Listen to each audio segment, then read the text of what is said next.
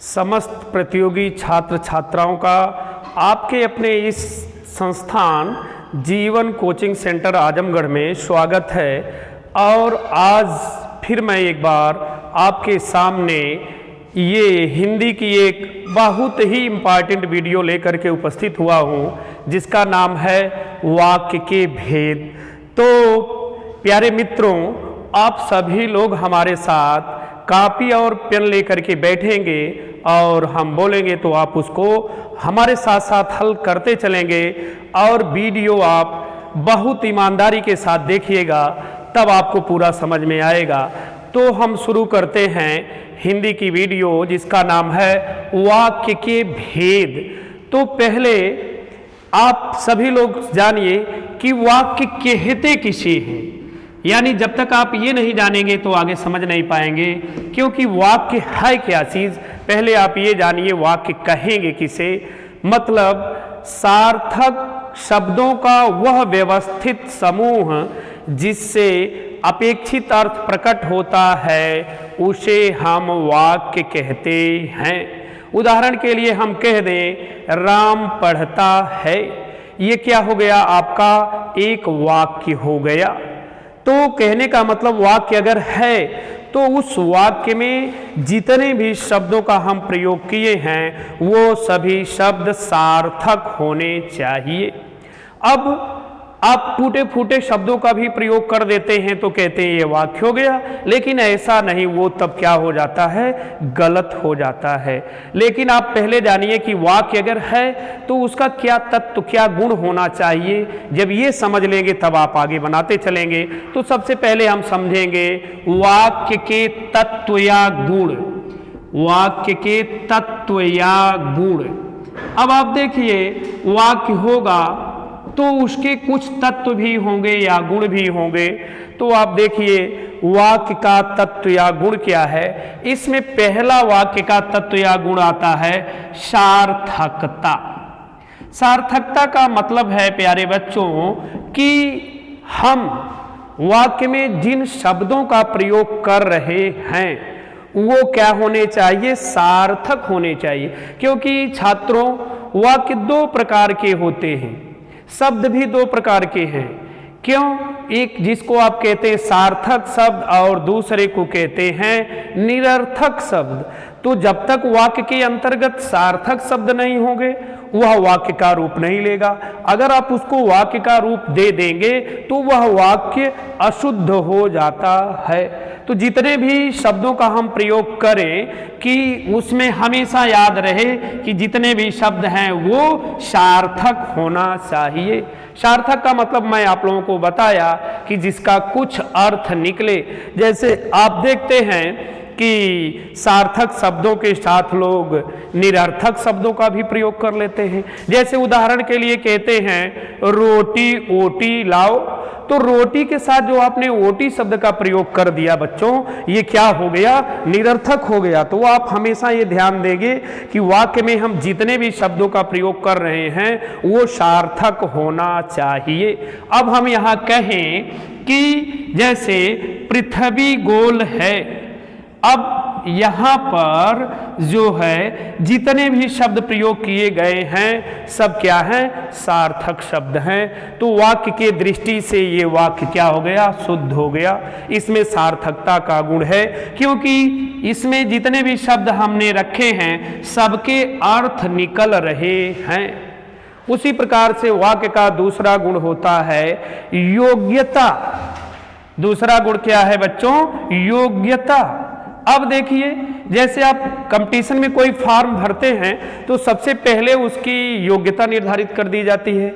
उसी प्रकार से हम वाक्य में जितने भी शब्दों का प्रयोग करते हैं उसमें योग्यता का होना परम आवश्यक है।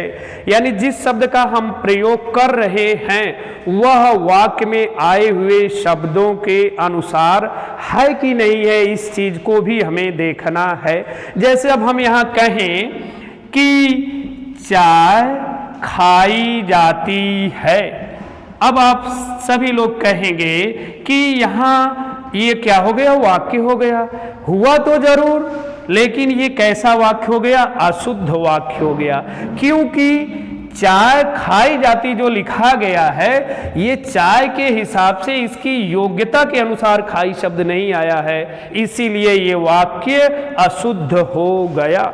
इसको जब हम ये कह दें कि चाय पी जाती है, चाय पी जाती है, अब ये वाक्य शुद्ध हो गया, क्योंकि चाय की योग्यता के अनुसार ये पीना शब्द यहाँ इसको शुद्धता की तरफ ले गया। तो इसलिए जिस भी शब्द का प्रयोग करेंगे वो बाकी आए हुए शब्दों की योग्यता के अनुसार होना चाहिए। उसके बाद हम आपको तीसरा गुण दिखाते हैं, आकांक्षा। तीसरे गुण का नाम है आकांक्षा।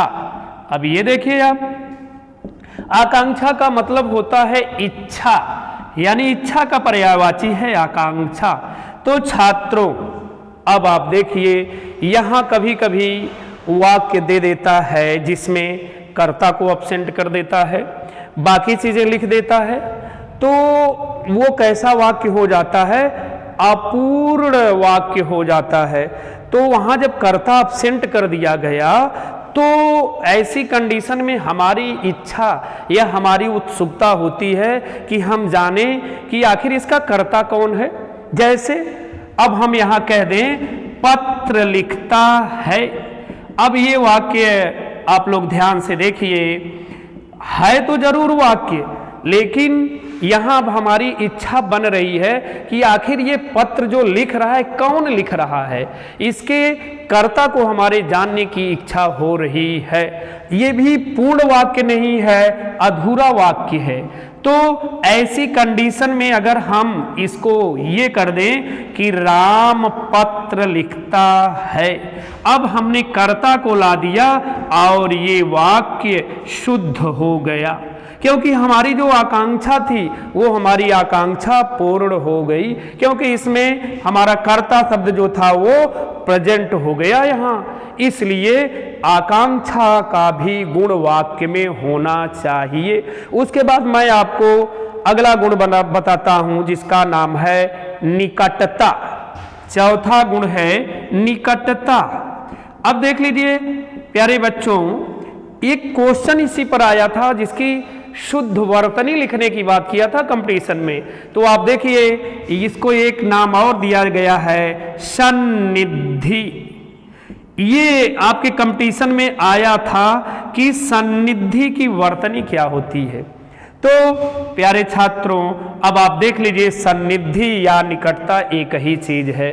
जैसे आप जानिए होता क्या है कि आप देखेंगे कि रुक रुक करके बोला जाना भी क्या है, अशुद्धता है।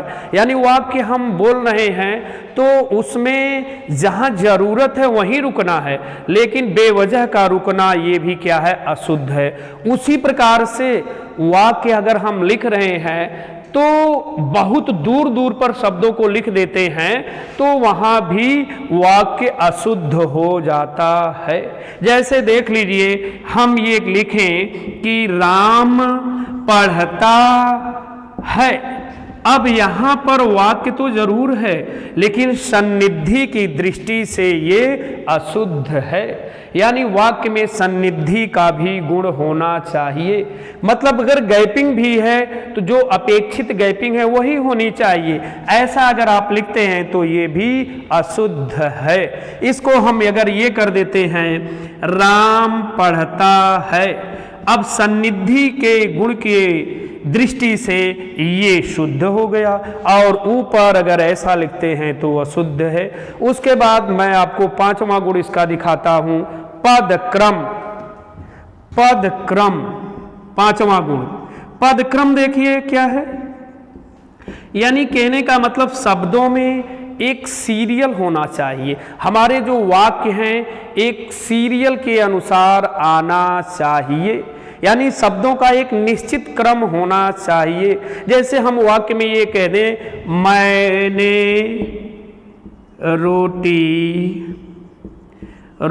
इसको हम ऐसे लिखते हैं कि रोटी मैंने खाई। अब देख लीजिए ये सन्निधि की दृष्टि से रोटी मैंने खाई। अब यहां आप देखिए कि वाक्य तो है लेकिन पदक्रम की दृष्टि से ये वाक्य अशुद्ध है। इसका जब हम शुद्ध करेंगे तो सबसे पहले कर्ता को लाएंगे, तो हमने इसको ये लिख दिया, मैंने रोटी खाई।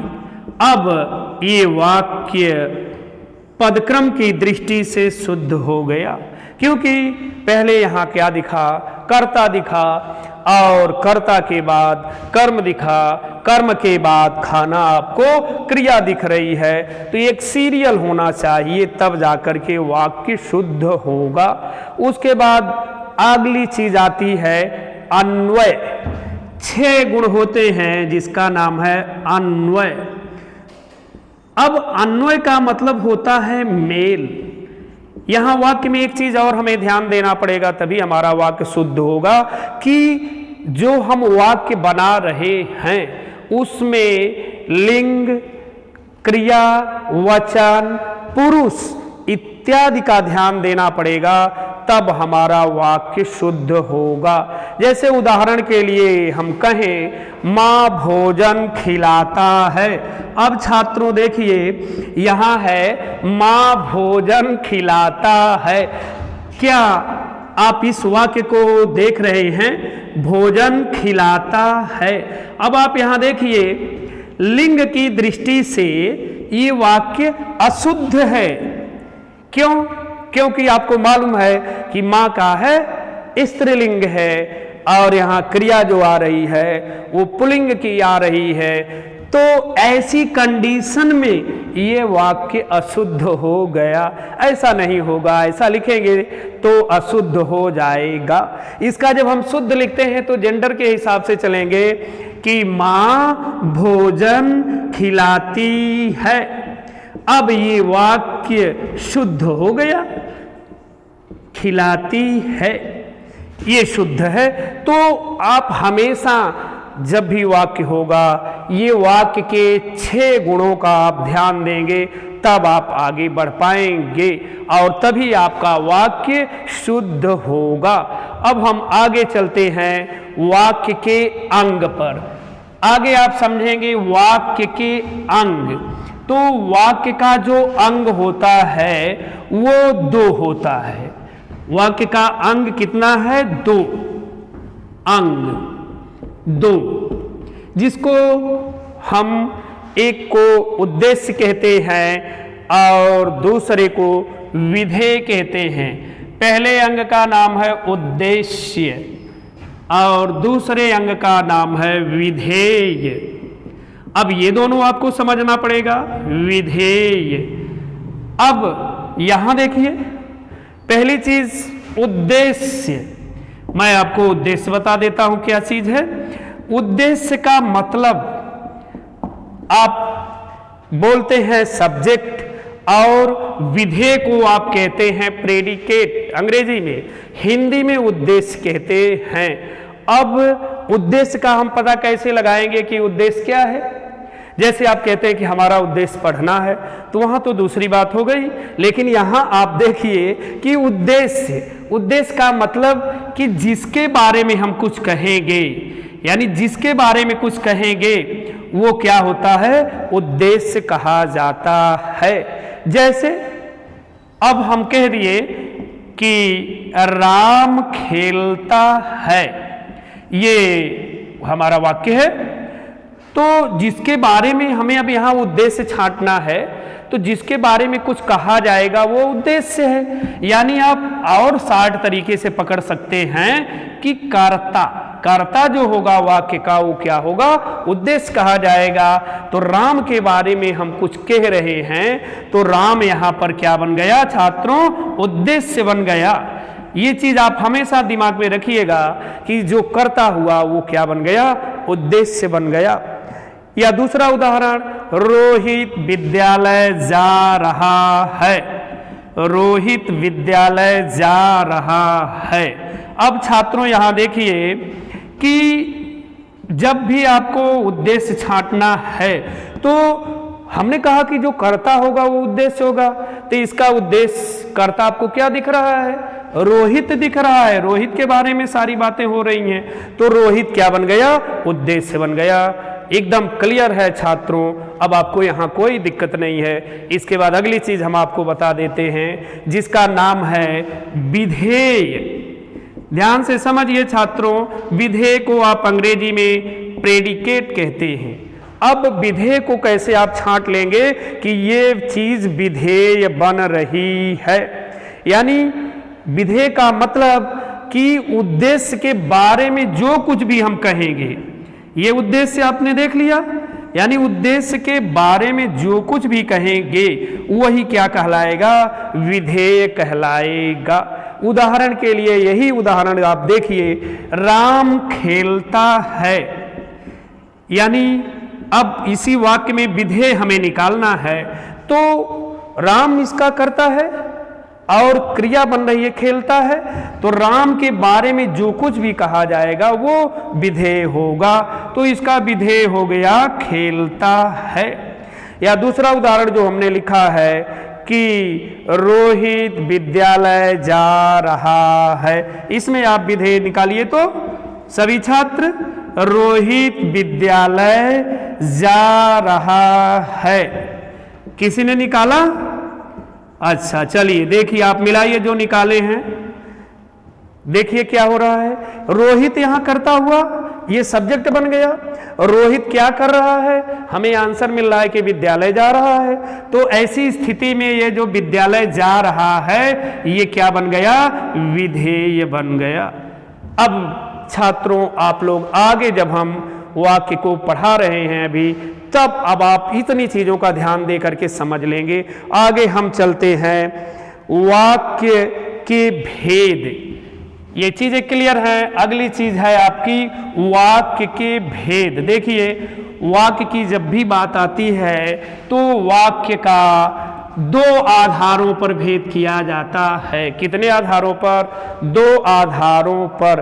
पहला आधार है रचना या स्वरूप की दृष्टि से, रचना या स्वरूप की दृष्टि से, और दूसरा है अर्थ की दृष्टि से वाक्य के भेद।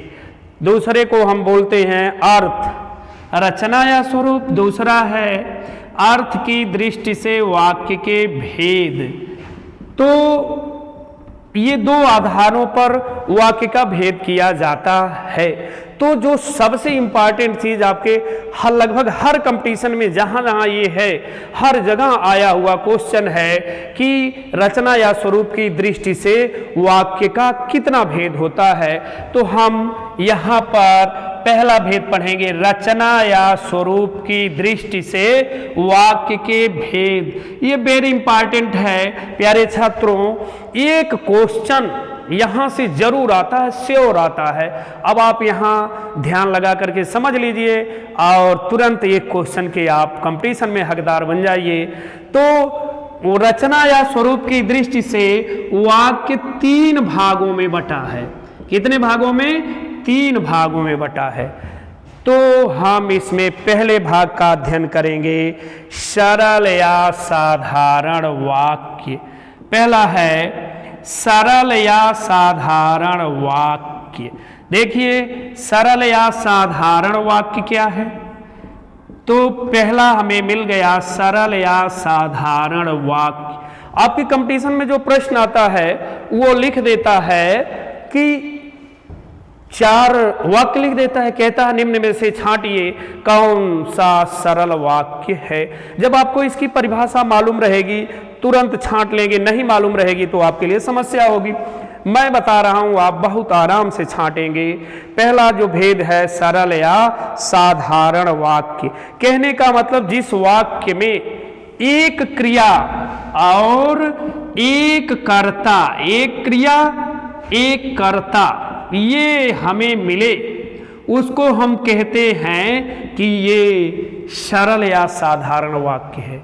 यानी एक क्रिया होगी, एक कर्ता होगा, तुरंत निकाल लेंगे कि ये क्या है, साधारण वाक्य है। जैसे उदाहरण के लिए, सीता पुस्तक पढ़ रही है, सीता पुस्तक पढ़ रही है। अब आप देखें इस वाक्य को और समझें कैसे ये सरल वाक्य हुआ। तो इस वाक्य का कर्ता छात्रों आप लोग बताएंगे क्या है? तो चलिए, अच्छा मैं निकाल के दिखा रहा हूं आपको। सीता, सीता इसका जो है कर्ता है, और क्रिया क्या है? पढ़ रही है, ये क्रिया है। और पुस्तक की बात आती है कि पुस्तक क्या चीज है, तो पुस्तक को हम क्या बोलते हैं? कर्म बोलते हैं। तो यहां अब आपको एक कर्ता दिखा और एक क्रिया दिख रही है, इसलिए ये वाक्य क्या हो गया? सरल या साधारण वाक्य हो गया। दूसरा उदाहरण आप देखिए और कैसे निकाल लेंगे कि यहां भी है। क्रिकेट सुमित का प्रिय खेल है। क्रिकेट सुमित का प्रिय खेल है। सुमित का प्रिय खेल है।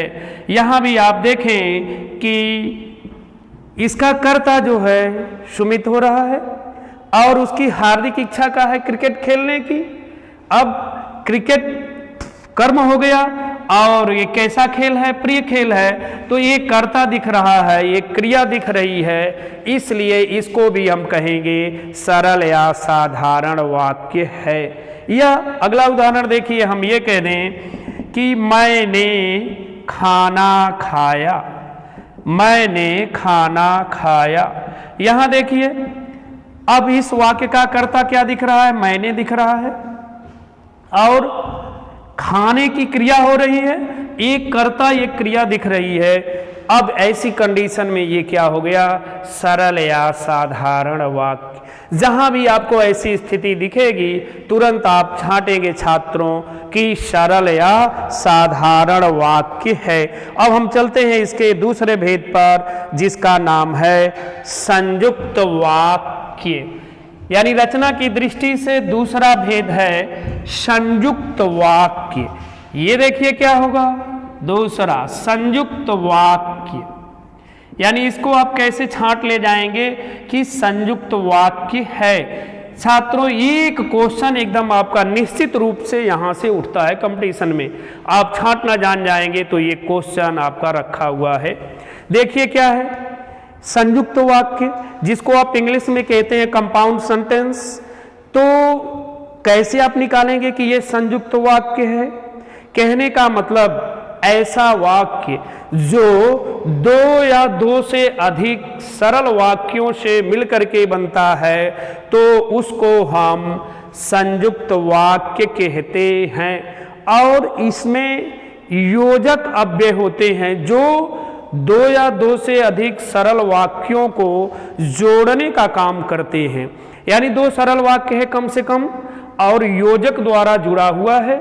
तो योजक द्वारा जब वो जुड़ा हुआ है तो वो क्या बन गया? संयुक्त वाक्य बन गया। अब योजक में कौन कौन से आते हैं इसके जो योजक कहलाएंगे, उसमें आप देखिए और, एवं, तथा, इसलिए, और, एवं, तथा, इसलिए, और, एवं, तथा, इसलिए। दो एक और हैं आपके, अतः, फिर भी, अन्यथा, किंतु, परंतु। अतः, फिर भी, अन्यथा, किंतु, परंतु। अन्यथा, किंतु, परंतु। अब आप देखिए कि ये दो या दो से अधिक सरल वाक्यों को जोड़ेंगे। एक और आ जाएगा आपका लेकिन भी। समझिए, अब ये क्या है? योजक है। यानी ये क्या करेंगे? दोनों वाक्यों को जोड़ने के काम करेंगे। यानी दो सरल वाक्य या दो से अधिक सरल वाक्य, और, एवं, तथा, इसलिए, अतः, फिर भी, अन्यथा, किंतु, परंतु, लेकिन इनसे जुड़े होते हैं तो उसको हम कहते हैं ये संयुक्त वाक्य है।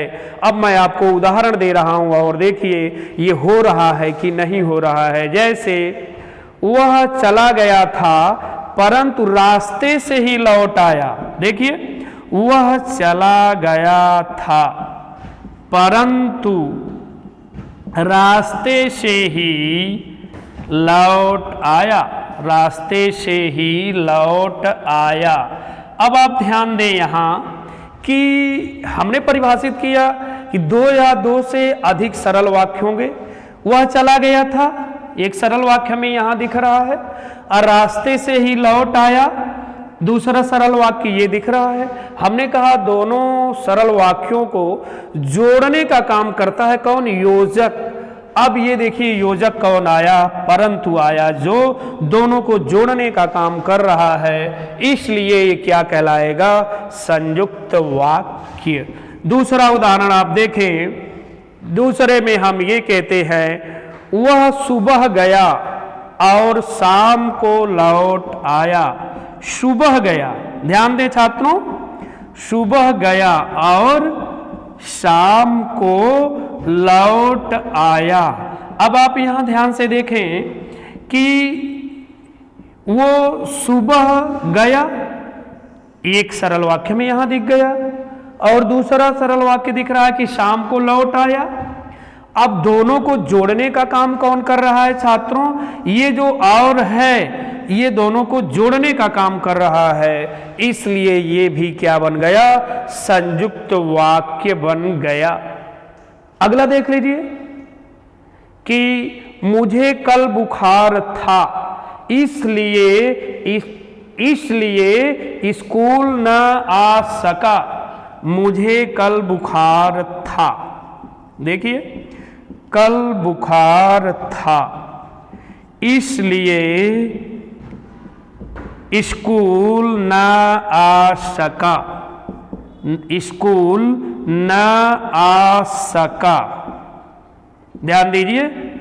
अब यहां भी आपको छांटने के लिए बात आ जाती है, तो आप ध्यान दें, जो हमने बताया कि ये सरल वाक्य यहां तक दिख रहा है, मुझे कल बुखार था, और स्कूल न आ सका, एक वाक्य यहां दिख रहा है। दोनों को जोड़ने का काम इसलिए कर रहा है, तो ये भी कैसा वाक्य बन गया छात्रों? इसको भी हम कहेंगे कि ये संयुक्त वाक्य हो गया।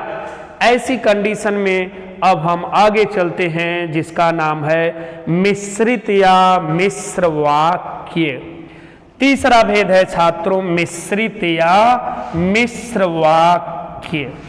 ध्यान दीजिए, अब आप अलग कर ले जाएंगे, मुझे उम्मीद है।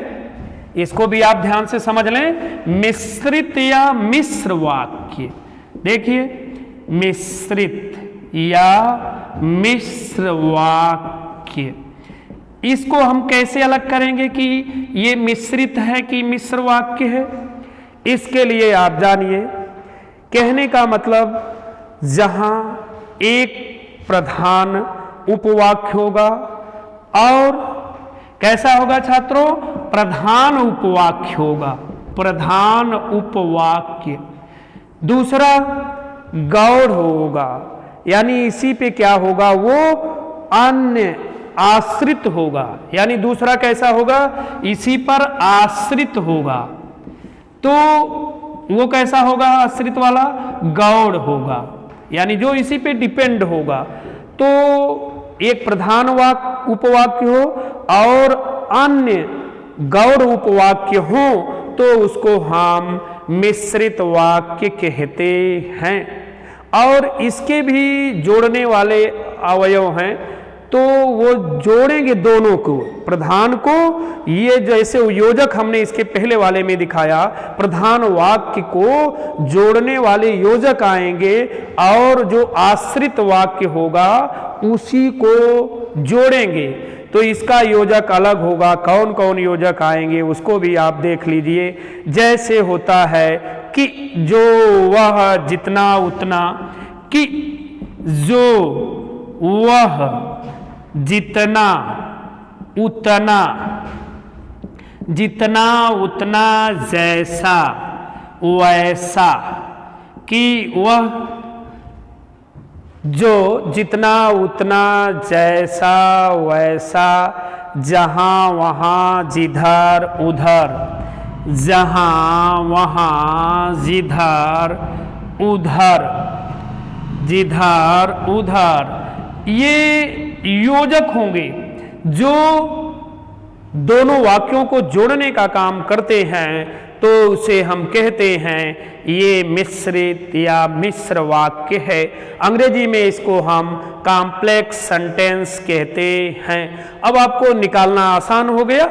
जैसे उदाहरण के तौर पर पुनः एक बार आप इसकी परिभाषा देखिए कि यानी जिन वाक्यों में एक प्रधान वाक्य और अन्य आश्रित उपवाक्य हो तथा जो आपस में कि जो वह जितना उतना जैसा वैसा जहां वहां जिधर उधर आदि से जुड़े हों तो उसे हम मिश्र वाक्य कहते हैं।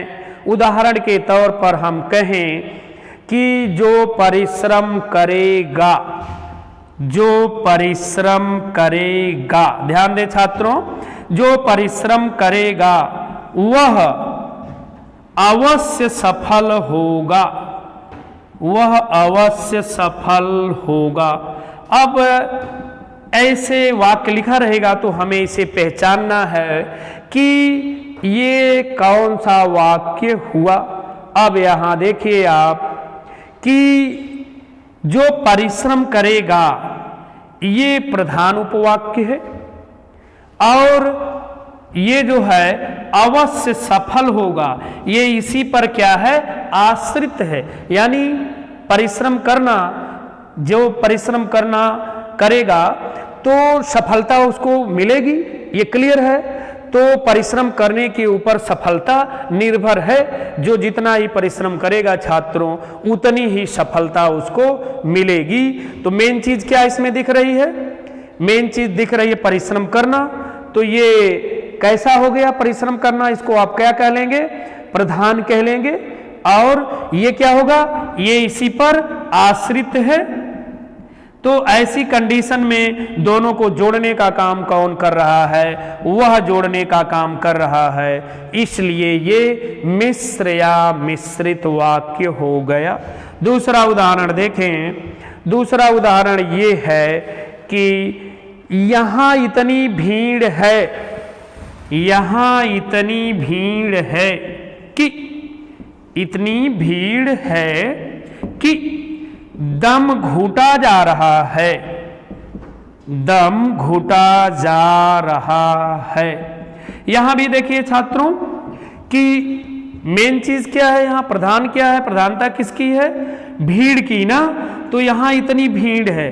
अब भीड़ होने के कारण क्या हो रहा है, दम का घुटना निर्भर है। जितनी भीड़ होगी उतना दम घुटेगा।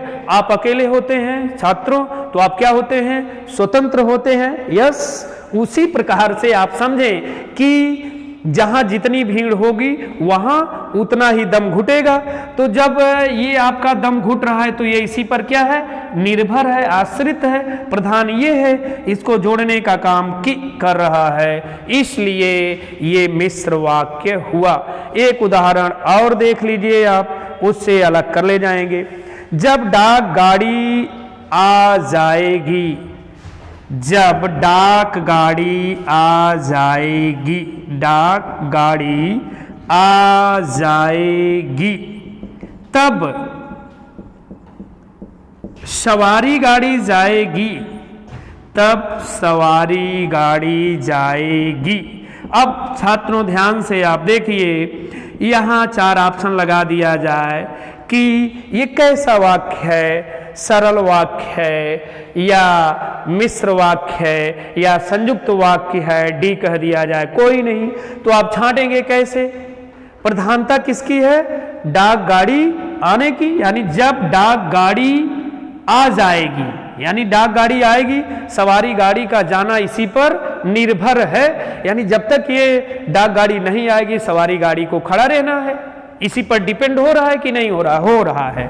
तो दूसरी बात ये तब आया है, ये क्या कर रहा है, दोनों को जोड़ने का काम कर रहा है, इसलिए ये कैसा वाक्य हो गया, मिश्र या मिश्रित वाक्य हो गया।